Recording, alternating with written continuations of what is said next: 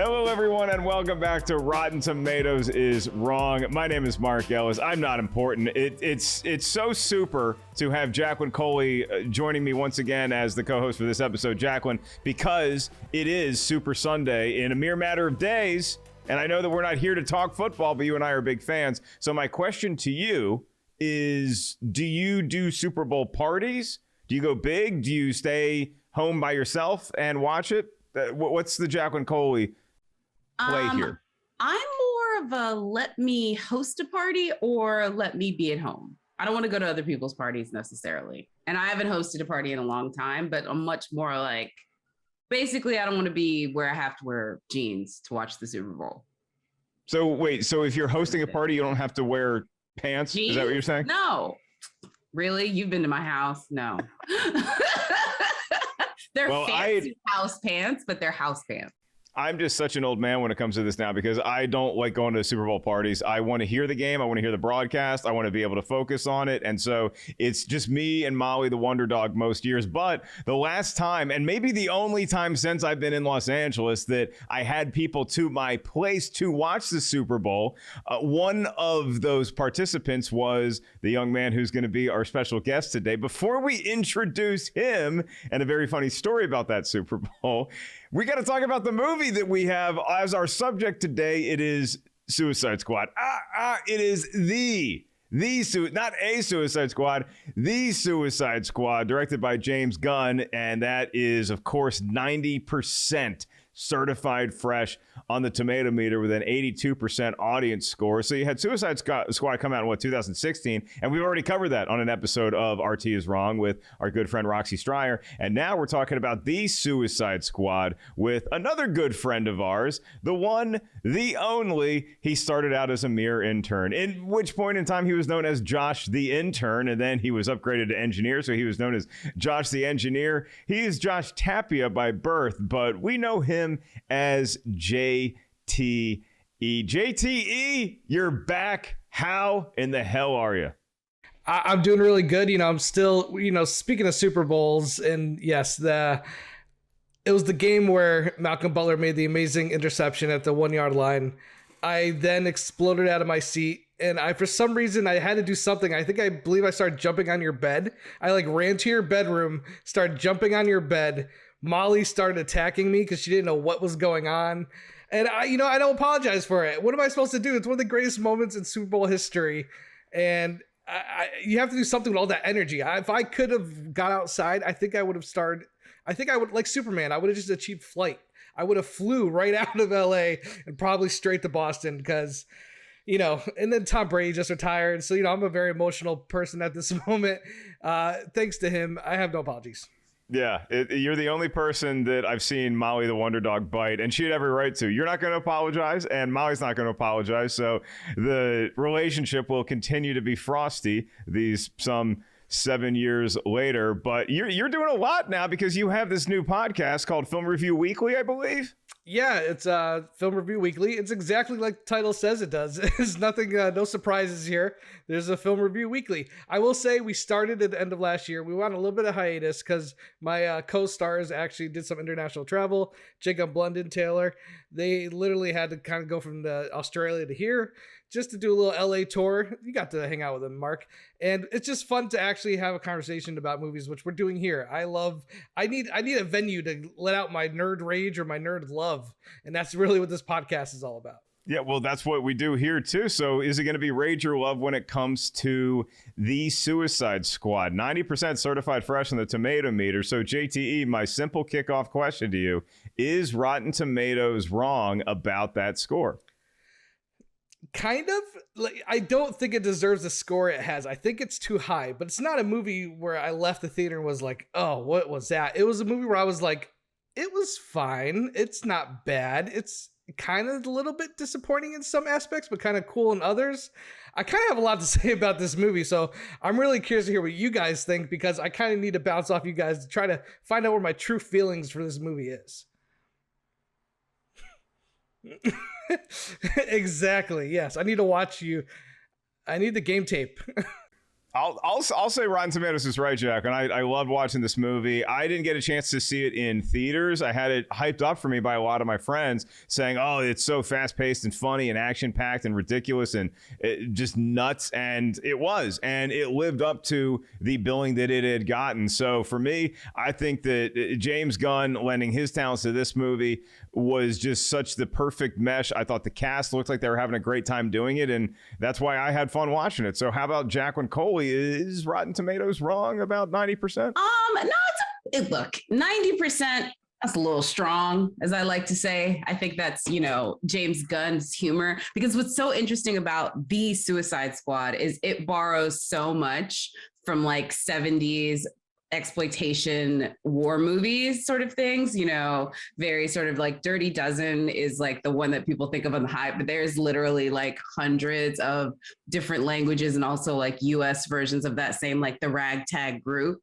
And so I really liked how much it paid homage to that kind of stuff, like very low rent exploitation stuff that only ran in one theater in LA. I think James Gunn saw those movies and he put all of that energy into this. And so I dug that. Is it got all the connective tissue it needs to make it work? No, I think there's a lot of like, what? No. But I had fun. It's a very, very fun movie. It is so fun. And even if you didn't like it, it is so quick. It's over before you even had a chance to think about it.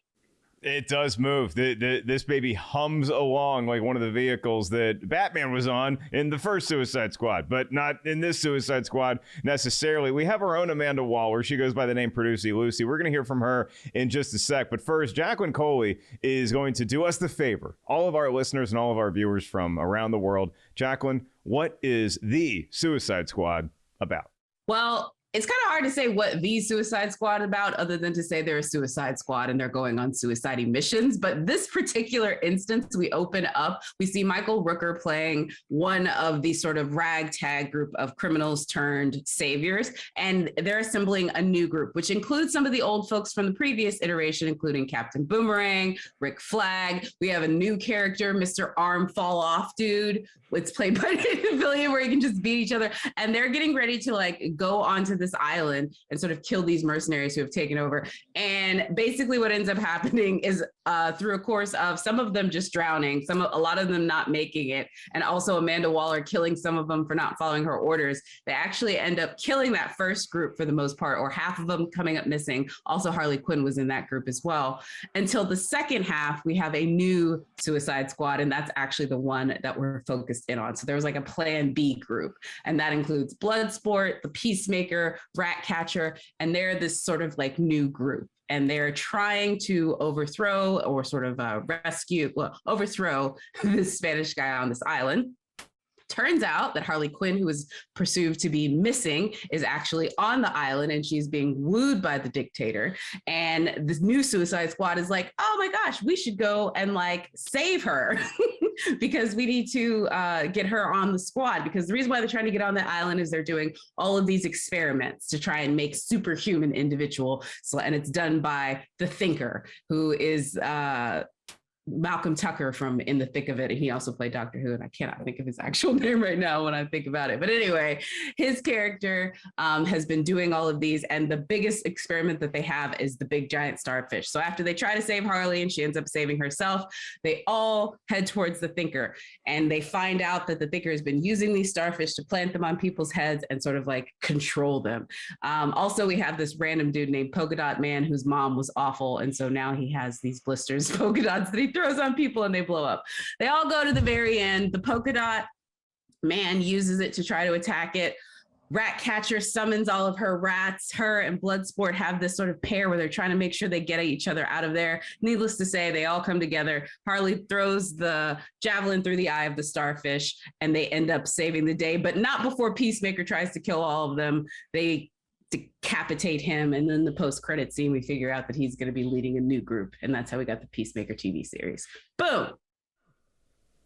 I feel like you just came home from school and I asked you like what happened today, and you didn't tell me anything about any of your classes. You just told me this like intense story about what happened on the soccer field at recess, and I'm like, wow, that took a lot of twists and turns. That was very exciting. By the way, I've left so much out because so much happens in this movie. Some of the movies that we watch, it's like nothing happens. Like nothing really happens in Mad Max. They drive there, they drive back. You know, this movie, too many things happen.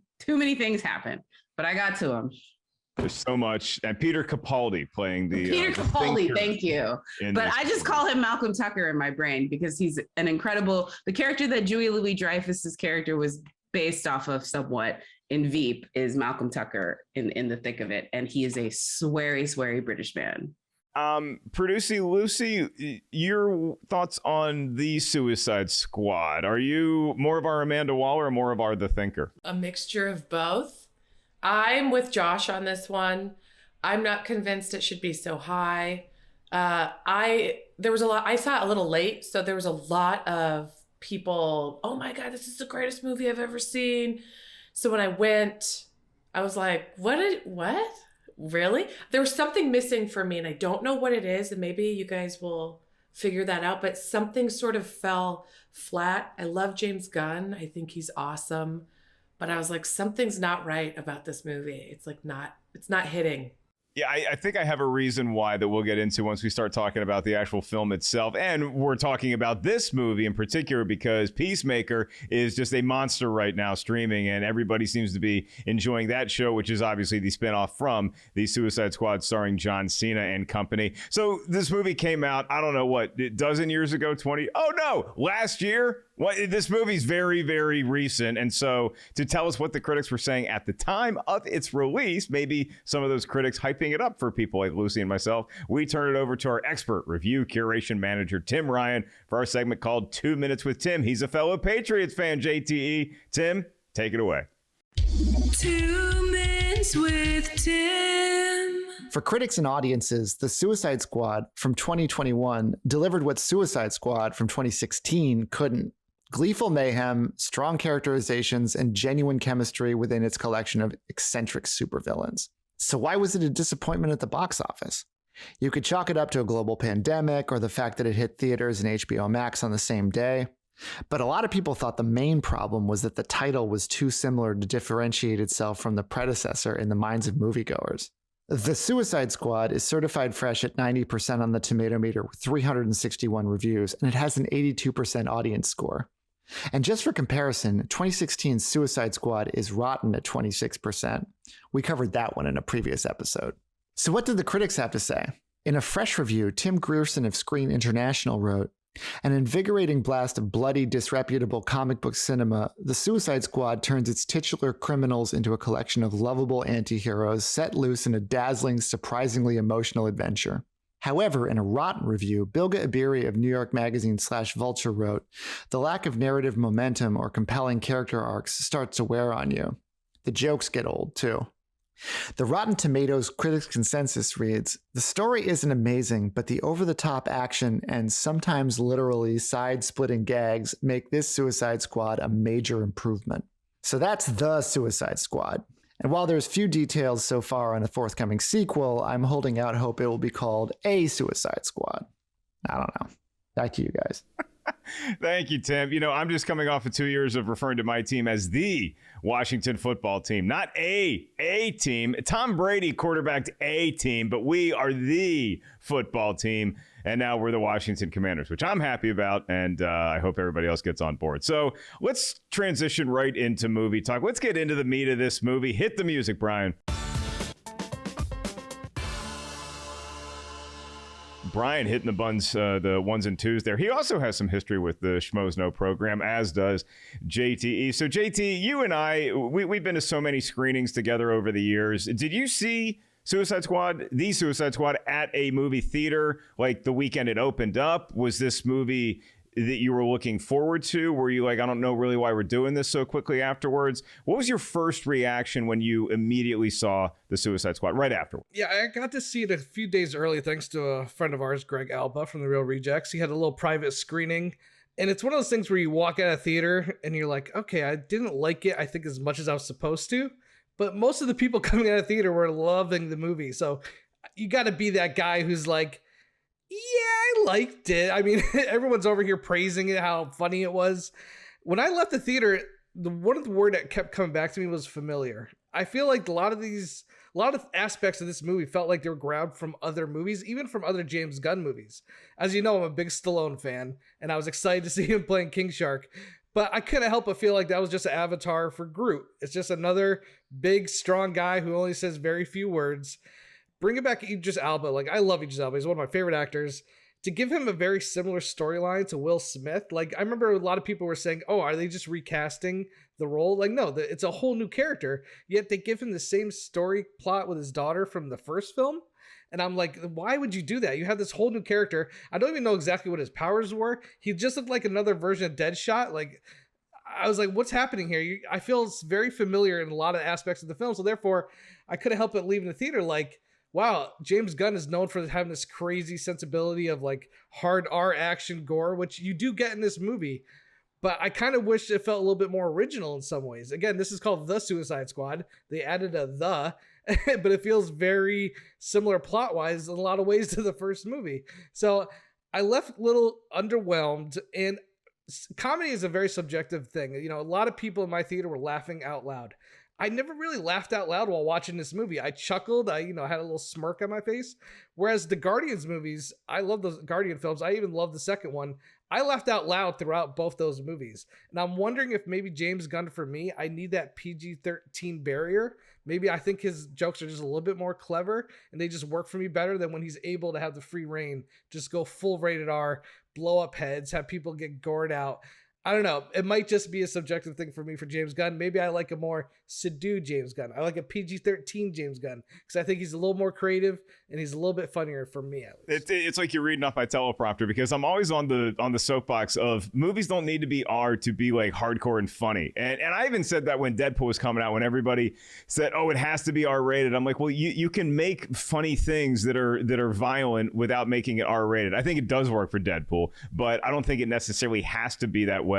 But I think that, Jacqueline, that's one of the appeals to a lot of folks who walked into the Suicide Squad, because look, we live in a day and age when you can reboot, you can have a superhero movie come out one week, and if people don't like it, all right, we'll just remake it and do it different, and maybe people like it 2 months later. And so with this, it was a super quick turnaround, and I was shocked at how positive the reviews coming out of that opening weekend of the Suicide Squad was, because we just had this one that was very debatable as to its quality. And so now you have this one. So where were you when this movie came out? Were you like, oh, this is it? Did we need this movie?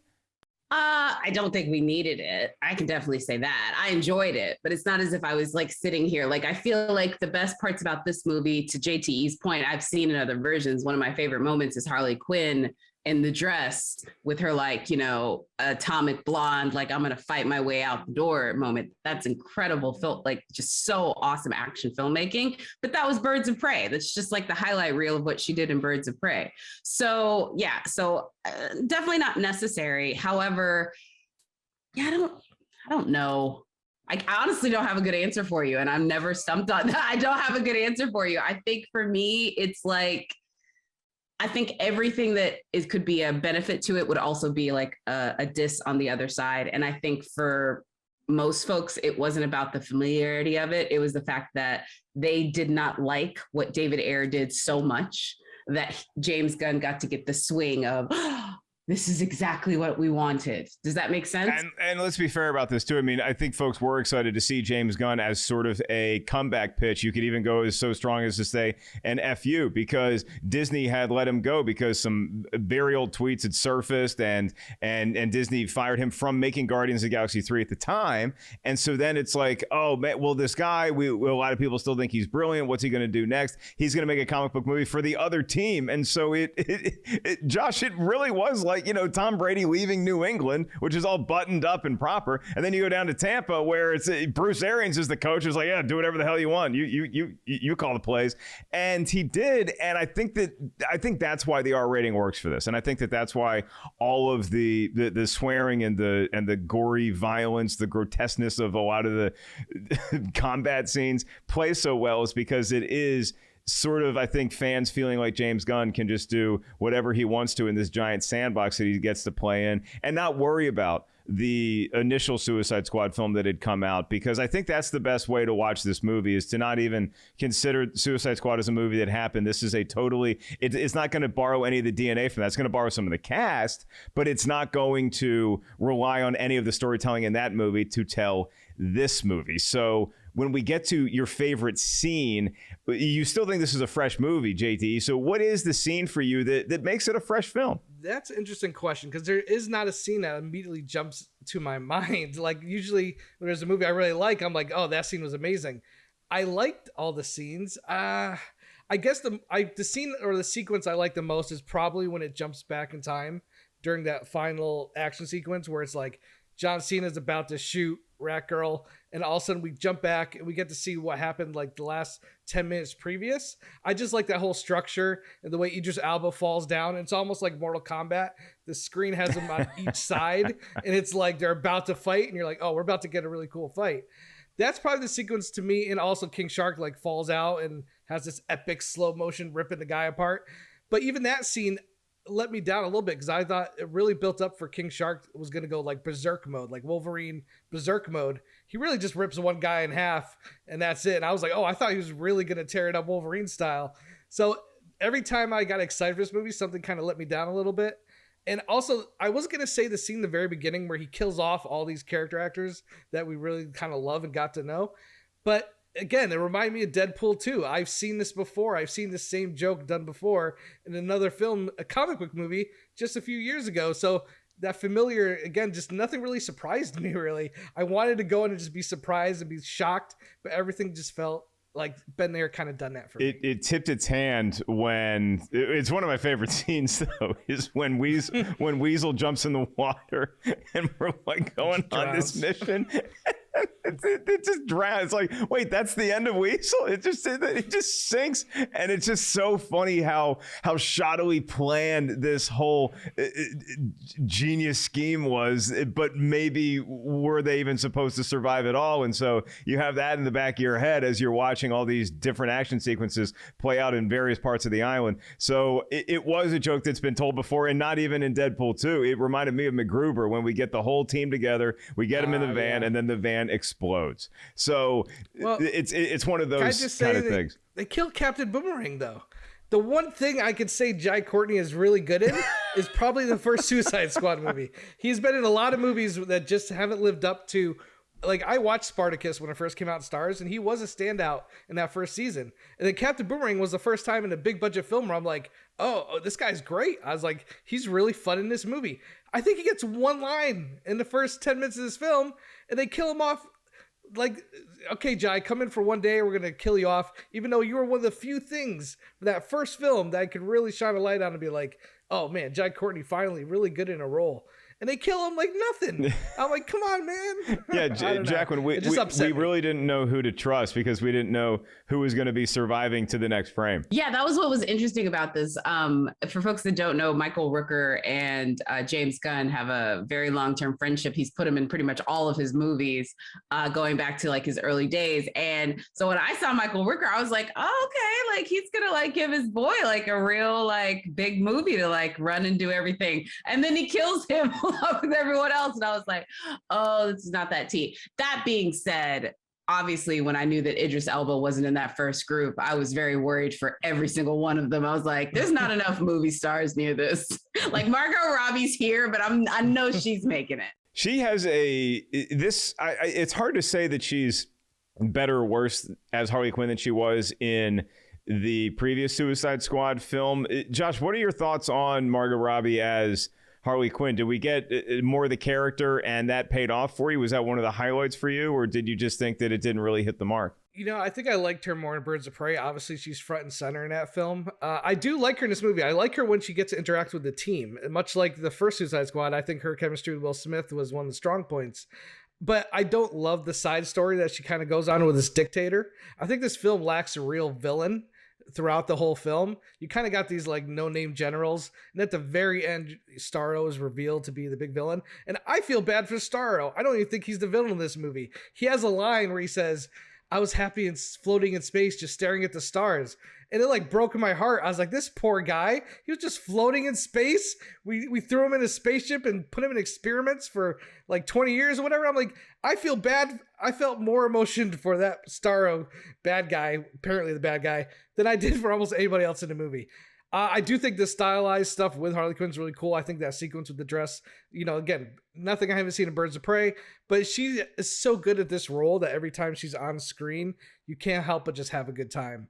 And I liked towards the end of the film when she finally reunites with the team and gets to have that camaraderie with all the other guys on the team and just kind of joke around. So for me, she's great as always. She's kind of the MVP of this series at this point. But I think Birds of Prey is definitely something I would go to. If I really wanted like my Harley Quinn kick, I would go to Birds of Prey before this movie. You on that train as well, Jacqueline? I think yes and no, because so I agree with you that she is better, but I really like how they're able to, one of the issues with Harley Quinn is because she was introduced as such a part of the Joker, was finding compelling stories with her outside of the Joker storyline. And so this is another sort of bite at that apple. And I think it's like the other side of that. So I think they need to do this. If they're going to continue to tell stories for this character, you do need to show different sides of her. Like, I actually don't want to see her the way you see her in Birds of Prey. I want to see a different, like, okay, how can she be almost like a glorified B player? You know what I mean? Like, she's like not necessarily a part of the main, I can't say narrative because Lord knows it is not heavy on that, but she's not a part of that sort of main thrust forward as far as where the movie is going. But when she comes in and out, she's still dynamic and we still miss her absence and then get excited with her coming back. And I think that's actually a better place for her to be. If you look at later Marvel, that's what they're doing with later Marvel. These characters, like look at Robert Downey Jr.'s character in Spider-Man Homecoming. Like that's a good place for her to be. I understand that concept from a writer's standpoint, even if it doesn't make this the most, I would say, careful and like planned out plotting. Yeah, I'm looking at some of the research that our buddy Mark Hoffmeyer did for us. It's interesting to see the creation, I'll say, of the character that Idris Elba plays, where if you're playing Bloodsport and so everybody is going to assume that, wait, okay, is this like a reboot of Will Smith? Is this something else? Is this like the Deadshot character? What are we looking at here? And it was a character that Gunn pretty much had Idris Elba in mind the entire time playing it, and that's why Idris Elba apparently signed on, is because he wanted to work with James Gunn. And I think that in a movie like this where there's so much chaos happening and all these characters just getting picked off, it's like we see all these people and I'm so happy that Pete Davidson's in it, and then Pete Davidson's not in it anymore. You need some sort of anchor. I think Idris Elba's always been great as that sort of anchor, so I guess he'd be the closest thing to a character you can really glom onto and kind of hitch your wagon to in this movie. And I think that that's why I enjoyed it as much as I did. That and that epic fight between Flag and Peacemaker would be like another one of the scenes I'd really point to, where you could just tell how much fun James Gunn is having making this movie. And a lot of times people nitpick and they say, well, you can't review a movie as being fun. That doesn't make any sense. If I'm having a good time, then that's fun for me. And I especially embrace that when it feels like, it's not always the case, but it just feels like to me that making the movie, you can't have a bad time making that movie. The way that it comes off, it seems like there was so much joy on that set. And I have to say, there's another movie currently in theaters where this same thing does apply. And I love these movies because I like to show them to people when people think critics are only about, the next Truffaut-esque sort of like French New Wave auteur who's doing experimental cinema where they're in their bathroom staring at toothpaste. Like, no, that's not the tea. Critics like movies like The Suicide Squad, which has no coherent plot. It does not. It's got awesomeness. And the other movie is Jackass. That movie is going to be certified fresh in a matter of minutes. I have not seen critics so jubilantly happy to watch penises get hit and manipulated on screen as they are for this Jackass movie. Do not, I just want to, every time I'm just going to stand there and abject condemnation. Jackass is certified fresh. it's not too far of a stone to throw from this movie, The Suicide Squad 2 Jackass, because it's another ragtag group. You got some veterans, you got some newcomers. Shout out to my bud Rachel Wolfson, and then you also have this not really a coherent plot. It's just a bunch of different random missions where someone's going to get hurt. What is it about a movie like this? Like, why do you think the tomato meter score is so high for this movie, Josh? Do you think it is just because we all had such a ball watching it, even though it doesn't necessarily follow a lot of the common tropes that you would think for cinema or Oscar-worthy fare? It's an interesting question. I'm not sure I can give you a complete answer why, because I'm wrestling with the movie myself as I talk about it. I think it is a fun time. Like, listen, even though I sound kind of negative on this movie, it's just because I wanted to love it. Instead, I just liked it. I would totally recommend anybody who just wants to have a good time in the theater. Listen, a lot of that, like Jacqueline said, not everybody goes in the theater to see the Best Picture winner, Nomadland. Some people just want to go to a movie and have a good time and forget whatever worries they have during the week, and whatever's going on at home. The theater is sometimes a place where you can just go eat a bunch of popcorn like Mark Ellis, sit down, and have an entertaining time for 2 hours. And this is a movie that does that, really. It has a great cast. I think one of the strongest things this movie has going for it is the cast. There's so many likable people in here, and they all bring it. I think nobody in this cast is a weak point. I think everyone's great throughout. Like, even to the Pete Davidson has like one little line, one little scene. But if you're a Pete Davidson fan, you're going to like, oh, that's a lot of fun. So for me, I think it's a movie that, again, Rotten Tomatoes, even though it says 92%, that doesn't mean every person thought it was one of the best movies of the year. They just had a good time. And I think this movie is pretty much a definition of a good time when it comes to a comic book, big budget, R-rated movie. So I think that's what it comes down to. Really. It came out at a very unique time in our history, because you look at the domestic box office of The Suicide Squad, $56 million. That sounds like a complete bomb. How can you be talking about this movie? How could it be so well reviewed and this few people saw it? Well, it debuted in a time when the pandemic was happening, and so it was also on streaming at the same time, where I think a lot of folks came to it. By comparison, Wonder Woman 1984 only made $47 million domestically. The worldwide box office is a little more encouraging. Both of those movies tie with $167 million internationally, in addition to all of the streaming and selling streaming memberships that they got. I just go back to where Batman and Robin happened, and people hated it so passionately that it seemed like Batman was dead, that you could not make another Batman movie. And then it took 8 seemingly long years. It was only eight years between that and Batman Begins, but it felt like a lifetime. And then we get Batman again. Oh, and this is so awesome. But now we can just sort of snap our fingers and reboot an entire movie. We can just say, we didn't like what you did with that, and make it this way. Is this a good thing going forward, John? Is this a good precedent to set, or do you think that we're just getting into more redundant waters going forward? I mean, try to get it right the first time, I think is the thing I would say first and foremost. The Suicide Squad to this day is still being tweeted about, release the Ayer cut. That movie looks like a movie, though. It does look like a film that was taken out of the director's hands, and it was given to a trailer company to edit, because the trailer was such a big hit with all the music from Queen. It had this certain vibe. And then when they were test screening it, it wasn't that movie. They were selling a different movie than what I think David Ayer made. And WB, you got to give them some credit. They've gotten their stuff together. They were a mess, I think, early into DCU. I mean, the whole Joss Whedon Justice League, you could do a whole podcast a series of podcasts just on that thing.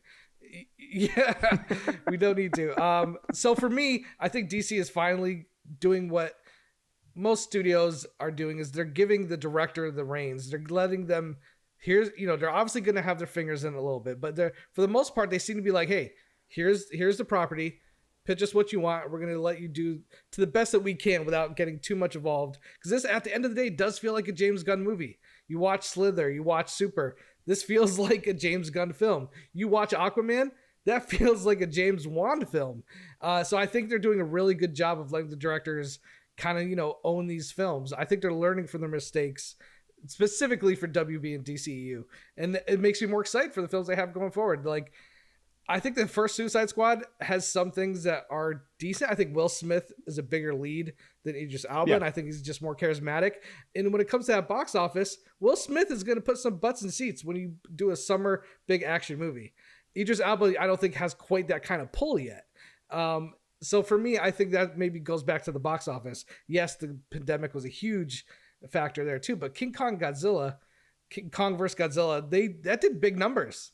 But you had two giant IPs facing each other, and every kid knows who that is. Nobody knows who Bloodsport is. I hear Bloodsport, I think Jean-Claude Van Damme. It's the first thing that pops in my mind. So I never heard of this character before. But you know what? Will Smith's character, I actually heard of his character before. He's somebody in the comics that's a little more front center. He's more of a known as a Batman villain. So for me, all those things are kind of like factors. The James Gunn of it, I'm just going to bring in this more of like industry thing. Warner Brothers, when Disney made that mistake, which Disney, of course, realized was a mistake, that's why they hired him back. There was a lot of bad actors in everything that happened to James Gunn. They wanted to get in the James Gunn business because for folks that don't remember, James Gunn's sort of Trauma, which folks, if you don't know Trauma, the Toxic Avenger, Swamp Thing, those were all made by the studio called Trauma. They were known for like really gory horror and genre type fare. And that's literally where James Gunn learned how to make filmmakers. Think Roger Corman, think very sort of, low budget, quick, make it happen. And that kind of filmmaker, that kind of writer, director, filmmaker is brilliant because they have the entire DCEU catalog and he can go through that and be like, what can I take? What can I blend? What can I move? Like Arm Fall Off Boy is like a legit thing from the comics. And that is the type of thing that James Gunn can do. That's why you're able to take something like Guardians of the Galaxy and turn it into $1 billion franchise. That's what they wanted. And so I really don't blame them for like hopping him up. It makes sense. He's somebody who can make something out of nothing. And I think that's what makes him like an invaluable sort of filmmaker. Also, shout out to the two DC EU animated films, Suicide Squad, Hell to Pay, and Assault on Arkham. I love both of those. And I think they're better than anything that WDB has done live action. Sorry to say. Wow. Okay. There you go. All right. They're really good. They're really good. The director thing brings up an interesting topic because JT, you said that you prefer the MCU James Gunn to the DC. I guess we still refer to it loosely as the DCEU James Gunn, simply because you do like some sort of limitations, I guess, when it comes to storytelling or violence or language and that kind of stuff. And you think that the jokes work better in Guardians of the Galaxy. I said at the time, and I think I still feel this way, is that I think sometimes we do get too beholden to a specific director, where I don't think that James Gunn is the only person competent enough to make a great Guardians of the Galaxy movie. So I didn't agree with Disney firing him at all, but I also think that somebody else could have come in and made a great Guardians 3. I'm happy he's back doing it, but if he's doing something else like the Suicide Squad, I think that I might appreciate that a little bit. I want to see what else James Gunn does. And going back to Guardians 3, is that something that excites you, or is that something where you're like, but we've seen him do those, let him do something else? No, because like I was saying earlier, I think that for some reason that property seems to bring the best out of him. And like I said, because some of the things in this movie reminded me of Guardians of the Galaxy. So to me, it's like, okay, he kind of already found his lane with Guardians. It's cool that he got to make a Suicide Squad movie because he got to really push that R-rated gore level. But for me, Taika Waititi is going to direct the Guardians of the Galaxy in the beginning of this new Thor movie. I think Taika's a director. If James Gunn couldn't make it for this third film, he's somebody who could have, he's already in MCU. He probably could have gone in there and made a really good Guardians of the Galaxy film. I think James Gunn is also, I think he's obviously talking to Taika, and I think he's helping guide his hand a little bit for the beginning of, Thor, Love and Thunder. So I do think somebody else could come in and make another Guardians film, but I'm glad he's the one doing it because I really love those first two films. I'm in that rare category where I kind of enjoyed Volume 2 more than I did the first film. And I remember watching the first film with you, Ellis. We got an early screening for that. And again, I love that movie, and I love seeing this fresh new take on the MCU. And I love seeing James Gunn's his humor. His humor really just comes through in those movies. It's not that I don't think he should make R-rated movies or he needs to go violent. Just for me specifically, I think it just works better for me when he's in the Guardian universe where he can't explode people and rip people in half. Not that I don't like that stuff. I love that stuff. But for me, it just works better for Gunn to be in that Guardians of the Galaxy universe. Jacqueline, does it feel like James Gunn is this nice family guy when he's making the Guardians movies, and then he just had this crazy weekend in Vegas with his buddies away from the wife and the kids, and he just got to go nuts and make this movie, and now he's back to the suburbs, and we're going to get another Guardians 3? I mean, to a certain extent, JT, you mentioned you feel like WB got it together. They're letting these directors have more freedom. And I think to a certain respect, you're right. But I think it is more about the framework, because when you look at something like Peacemaker and what they were able to do to push forward and make that a series, you don't do that unless you've already sort of looked at what Disney is doing with Disney Plus. I really don't think it's so much that Warner Brothers got it together. I just think they understood it was not about making an extended universe that looked exactly like the MCU. It was about taking the aspects of that universe that works and applying it to your universe. And Sony's already doing that. Sony is literally showing with maybe with Morbius, but definitely with Venom, how they're going to be able to play, but they don't have to feel like all these people need to literally team up to do something. They can just figure out a way to understand yes, these all play on the same chessboard, but they don't have to be playing the same game. And you talk about a spin-off show that, in my opinion, because I think Rotten Tomatoes is right here. I love the Suicide Squad, 90%, totally fair. Peacemaker is blowing me away. I am amazed with how funny it is, with how quick it is, with how great John Cena is. He was great as Peacemaker in the movie, but the fact that he is carrying this show, and you have great supporting cast in there too. I fell in love with this show from the first episode. From the first time he gave Eagly a hug, I knew that this was a special program. JT, are you in on Peacemaker? Or are you feeling yourself a little left out in the cold with this one too? No, I'm really enjoying Peacemaker more so than I did Suicide Squad. I think John Cena is so right for that character, and I think maybe the 30-minute block that they're limited to per episode is just a perfect amount of this kind of James Gunn content for me. I think at 2 hours, Suicide Squad, again, had a fun time, but I feel like Peacemaker, he's even allowed to go a little bit farther than he was able to go in the Suicide Squad. And I think maybe that's even better for him. If I'm going to have him go R-rated and over the top, maybe I need him to go a little bit farther than what he could do in a movie theater. Maybe it's a little better for HBO and streaming, because HBO, they don't care. Their gloves are off. They're like, you can do whatever you want. Just make sure you have an episode at the end of the week. So maybe that works even better for me on HBO. The Jacqueline Coley take on Peacemaker is... So Jacqueline is in the middle of award season. I tried. I really did try. I was like, I don't want to say it. I'm sorry. I watched the movie. I watched this movie, obviously. You did your homework. I did my homework. And then they were like, Mark was like, and I'm going to watch a couple episodes of Peacemaker. And because I actually saw Mark Ellis. It was funny. Our ships crossed paths in real life, ladies and gentlemen, the other day, yesterday, sorry. And I was thinking to myself, I was like, that's probably not going to happen. But I want to. I'll flip it. I'll stay with you, and I'll flip the question into this. If you had to have a show based on your knowledge of the Suicide Squad, which character do you want to see get a spinoff? Who's your favorite character from the Suicide Squad that you're like, I want more from them? It could be Harley Quinn. It could be Peacemaker. It could be Weasel pre-drowning. I was just about to say, what are you talking about? The best character is Weasel. I absolutely want to know what the hell. First of all, joke of jokes. That's his brother. That's Sean Gunn. That's Sean Gunn, who also was the body of Groot and Rocket through several of both of the. So the voices are done by Vin Diesel and Bradley Cooper, but on set, he plays their physical manifestations and acts alongside the characters. And he's actually shown up in the movies as an actual character as well. He's a great actor. Yeah. But he gave him Weasel. That is some childhood, you broke my Tonka truck being manifested in real life. What are you going to give me a part? Oh yeah, bro. Which one? He's good. A great character. His name. What would a Weasel show be? I don't think he can talk. I don't even know what that is. Weasel and King Shark together. Just let them have an adventure. Weasel and King Shark. The Adventures of Weasel and King Shark. Come on. Yeah, it's like Calvin and Hobbes. I love it.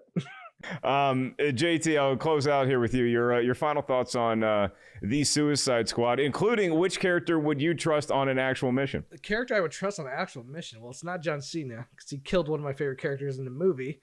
Let's see. Who would I trust? I guess you got to go with Rat Girl. Rat Girl, I think, was kind of the highlight of the movie for me in a lot of ways. I think her story, again, talking about Taika Waititi just a little bit, a little cameo from him playing the dad. Is it Ratcatcher? Is that what his name is?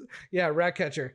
I think she was one of the, highlights of the movie for me. And I love that little emotional arc you get at the final finale where she calls all the rats, and you get that flashback to her father.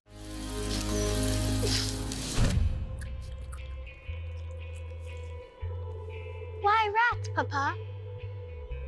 Rats are the lowliest and most despised of all creatures, my love. They have purpose. So do we all. So yeah, if you're going to do a series, I would like to see one with her, because I think she was not fleshed out enough, because with all these characters, you can only do so much for each character. And I think she's somebody who, like, with her backstory, I would love to see a movie just about her, or a series on HBO Max about her. I think that'd be fantastic. The movie, to me, again, it's a good time. I just didn't love it like a lot of my colleagues. I had a good time watching it. It's one of those movies I could watch, and if it's on TV, if it's on a certain part, I'll stop and I'll watch it for like 15, 20 minutes. I think the back half of the movie works more for me than the first half. I think with Harley Quinn kind of goes off and does her own little mission, it's not as interesting to me. And they go drinking one night in a bar. It's fun to see those people together, but the movie really comes alive for me in the second half. When you introduce Starro and this giant like kaiju beast going around destroying everything, that's when the movie really kind of comes alive visually and just, fun factor for me. So it's a good movie. It's a fun movie. It's a movie I might like more as the years go by. I might have more reverence for this film as time goes by. That happens with some movies for me. So I'm excited to, revisit it. And who knows, maybe we'll get a sequel. I don't know if they greenlit one yet. I don't think they have. But if James Gunn did come back doing another one of these, I would, of course, go see it opening weekend. And I will say that I also loved Alice Braga as Soul, but my favorite character in both Suicide Squad movies, and it's hard to go against my guy Will Smith, Viola Davis as Amanda Waller is just so good and so convincing. And I do love what they did with this storyline back at headquarters here, where you do have this little rebellion that goes on. I thought that was an interesting thing to sort of watch play out, because there's elements of MacGruber, like I mentioned, but there also, it felt sort of like Cabin in the Woods, where we just have this like fun gaggle of office employees who are watching this mass destruction play out, not for their own amusement necessarily, but they're having a good time doing it. Can I say one thing about that Amanda Waller scene? If you watch the first Suicide Squad, she 187's her whole crew at one point just because they were in the room. And this girl knocked her out with a golf club, and they just stayed around. They should all been dead the second she woke up. She should have came in with a Tommy gun. Yes, thank you. The fact that she's just like licking her wounds. Yeah. I'm like, you must be dying of cancer, Heifer, because that is not the way you dealt with this. Did y'all know? I just saw this in the research too, that James Gunn is buddies with Michael Rooker, as we mentioned. They go way back. He keeps killing him off in movies. So, the spoiler alert for some other James Gunn production. So, Slither, Michael Rooker blows up. In Super, his head gets slammed. The Belko Experiment, I remember that. That's a fun movie. Gets his head smashed. And then Guardians of the Galaxy 2, obviously, has a very emotional moment with Star-Lord. And then the Suicide Squad, his head explodes. So if you're a fan of a Michael Rooker character in a James Gunn movie, don't get too attached. But I am always attached at the hip to a former intern at Schmoes Know, former engineer at Schmoes Know, now doing wonderful things on his own. JTE Movie Thinks. He does a lot of reviews there. Then also Film Review Weekly, the new podcast with Jacob Taylor and JTE. I know that those are some places that the kids can check out your latest work. What else is going on? What do you got in the pipeline? What's your social media handles, sir? Yeah, at JTE Movie Thinks on Twitter. I don't really use Instagram, so just hit me up on Twitter. Yeah, just around LA watching movies. I like to just go up to random people after a movie and tell them my review, because I got to tell somebody. And if they're not listening to podcasts, I'll just go up to complete strangers and be like, here's what I thought about this movie. And usually they run away. You would rather navigate the cesspool that is Twitter over than just post some lovely... You have a beautiful dog.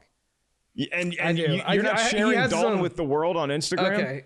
He does have his own Instagram. I believe it's at Dalton the Bulldog. Good. So okay. Feel free to go look at him. He's adorable. Oh, he's such a sweetheart too. All right, bud. Well, it's always good catching up with you, man. And thank you for wearing that shirt. I don't know if we highlighted it for all of our listeners out there. JTE went and got himself a Van Halen shirt. Was that just for the show? Yeah, well, I bought it because I do love Van Halen. And you know, Ready Player One had a great trailer. That Van Halen made Ready Player One, in my opinion. Thank you. Especially when it came to the trailer. The movie was fun. That's a whole nother episode. But yeah, Van Halen, come on. I had to show some love for Mark Ellis. All right, Jacqueline, we got to get out of here because you have a Super Bowl party to prepare for, and you can try to convince me to come over. I'm just going to be watching it in the comfort of my own home, me and Molly the Wonder Dog. But this has been the Suicide Squad with our special guest, JTE. For him, for Jacqueline Coley, for producing, Lucy, engineer, Brian, and everybody here, the team at Rotten Tomatoes, Dalton the Bulldog, and Molly the Wonder Dog. And Jacqueline, how's your pup? Okay, we'll talk on Transformers. We got to get out of here. My name is Mark Ellis. Thank you all for listening. We'll catch you next time on Rotten Tomatoes is Wrong.